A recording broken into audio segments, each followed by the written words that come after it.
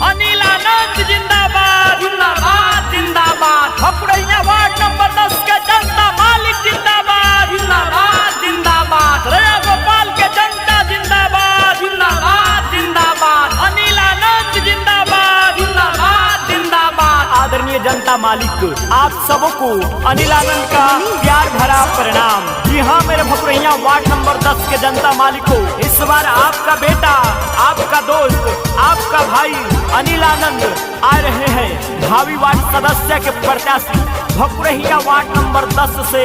सुन भाई बहिन, सुन चाचा चाची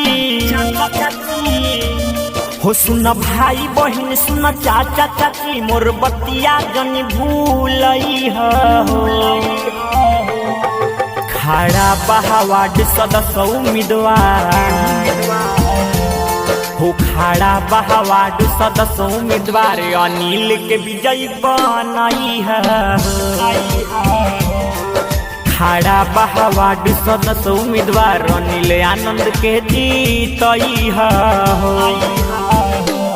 सुन भाई बहिन, सुन चाचा चाची, अनिल आनंद का यही प्रार्थना है कि इस बार भकुरैया वार्ड नंबर 10 को सुरक्षित बचाए रखे और भकुरैया वार्ड नंबर 10 को घुसखोरों, दलालों, बेईमानों, भ्रष्ट नेताओं से बचाए रखे। तो इस बार वार्ड सदस्य के रूप में अपने अनिल आनंद को भारी भरकम फुल सपोर्ट से विजयी बनावे। वार्ड सदस्य में खड़ा बानी, हमर रउए तो सहारा बानी।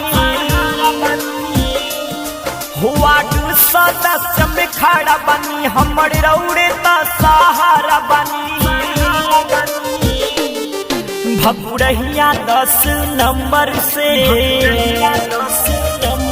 हो, भकुरैया 10 नंबर से हमारे के असुजीतई है।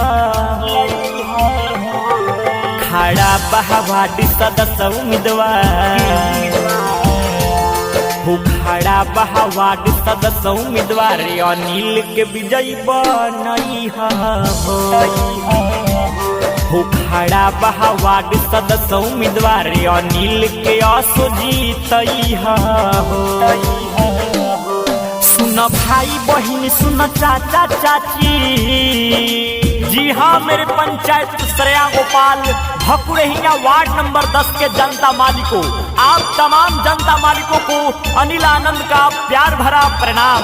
जी हाँ, अगर आप सब चाहते हैं भकुरैया वार्ड नंबर 10 में विकास हो, सरकारी सेवाओं का आप तक लाभ पहुँचे, तो इस बार परिवर्तन कीजिए। वार्ड नंबर 10 भकुरैया से भाई अनिल आनंद को विजयी बनावे, सर्वांगीण विकास करवावे। लालच लोभों में अइहना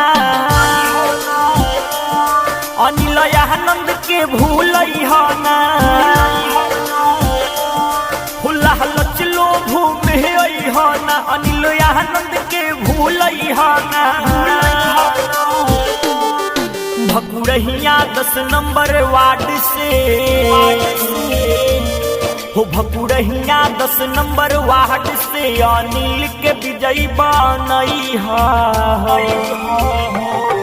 खड़ा बहा वार्ड सदस्य उम्मीदवार हो, खड़ा बहा वार्ड सदस्य उम्मीदवार अनिल के असुजीतई है। खड़ा बहा वार्ड सदस्य उम्मीदवार अनिल के विजयी बनई है। अनिल आनंद जिंदाबाद जिंदाबाद जिंदाबाद। भकुरैया वार्ड नंबर 10 के जनता मालिक जिंदाबाद जिंदाबाद जिंदाबाद। रया गोपाल के जनता जिंदाबाद जिंदाबाद जिंदाबाद। अनिल आनंद जिंदाबाद जिंदाबाद जिंदाबाद। Recording by Kohinoor music studio, Bakhri बाजार।